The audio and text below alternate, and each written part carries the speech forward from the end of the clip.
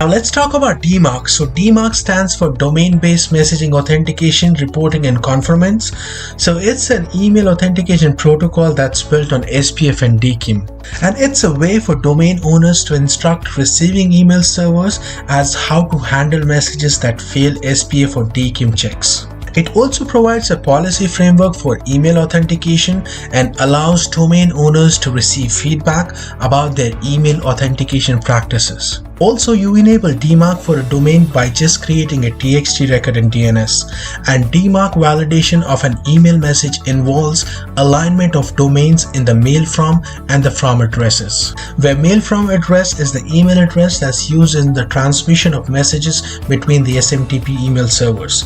This address is also known as 5321 mail from address, P1 sender address, or an envelope sender address. And this address is not visible to the end users in the email clients, whereas the from address is the email address that's visible in the from header field that's shown as the message sender in email clients. And this address is also known as 5322 from address or the P2 sender address. In a nutshell, DMARC uses the result from SPF to verify that the message came from an authorized source for the domain that's used in the mail from address, and the domains in the mail from and from addresses in the message are aligned. DMARC also uses the result from DKIM to verify the domain that signed the message aligns with the domain in the from address. And a message passes DMARC if one or both of the described SPF or DKIM checks pass, and it will fail if both these tests fail. Now let's take an example to understand how exactly DMARC works. So imagine that we have again two organizations, abc.com and xyz.com, and abc.com has published SPF, DKIM and DMARC in their public DNS.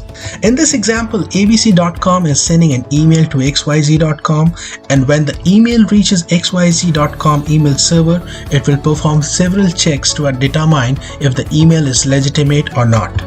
Now let's see how that happens. So when an email is sent from abc.com to xyz.com, the recipient email server first extracts the domain name from the return path in the email header. Next, what it does is it extracts the domain name from the from address and compares the two.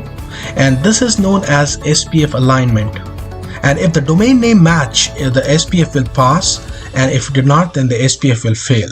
Also, if SPF fails, the recipient server will proceed to validate DKIM in this particular case. So how that happens is the recipient email server will check the domain name in the D== attribute of the DKIM signature in the email header, which indicates which domain signed the email. And it will compare this domain with the one in the from address. And if they match, then the DKIM will pass. And if they fail, the DKIM will fail as well. And if either the SPF or DKIM check fails, the recipient server will handle the email according to the action specified in the DMARC record that's published by the sending domain. However, as per the change that was announced by Microsoft last year, now the recipient server can choose how to handle emails that fail DMARC validation. And they can do it through anti-phishing policies in Microsoft Defender, and also can go with different actions based on the policies set by the domain owner, such as P=to reject or P=to quarantine. Now let's take a look through the DMARC record syntax and how exactly it works. So the basic syntax of the DMARC TXT record for a domain in Microsoft 365 looks like this. It starts with v=to DMARC1 that identifies the TXT record as a DMARC TXT record. Then we have DMARC policy that tells the destination email server what to do with messages that fail DMARC.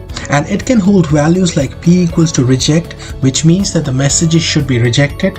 What exactly happens to the message depends on the destination email system, but the messages are typically discarded. Then we have P=to quarantine. So in this particular case, the messages should be accepted but marked. And what exactly happens to the messages again depends on the destination email system. And then we have P=to none, which means no suggested action for messages that fail DMARC.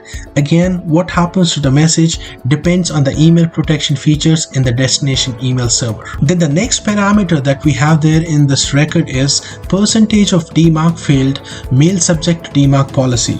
So this tells the destination email system how many messages that fail DMARC get the DMARC policy applied to them.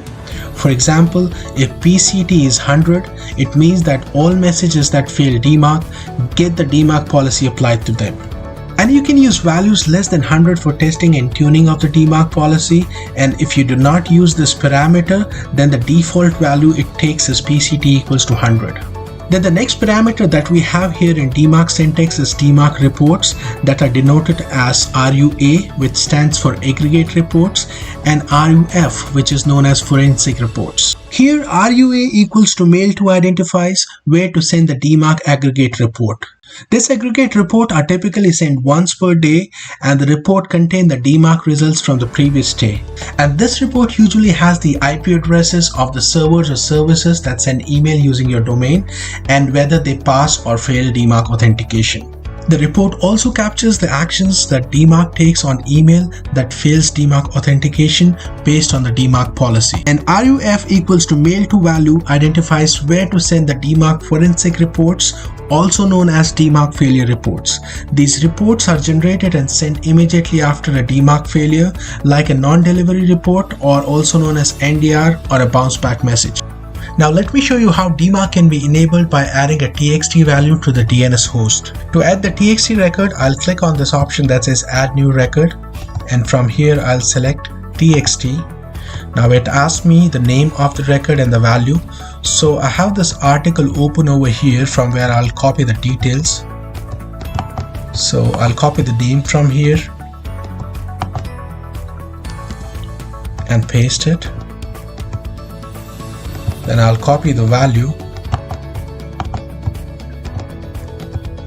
I'll paste the value here and make some adjustments to this. So I'll remove the email address that's mentioned here, and I'll put the admin account. So that is Sunil Rena, easy365 learning.com.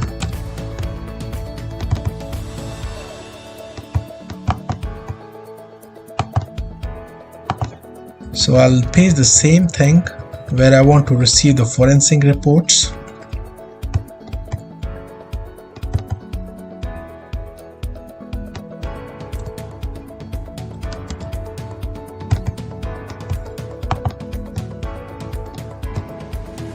And I'm setting the action as quarantine, and the percent is 100. So I'll just save this.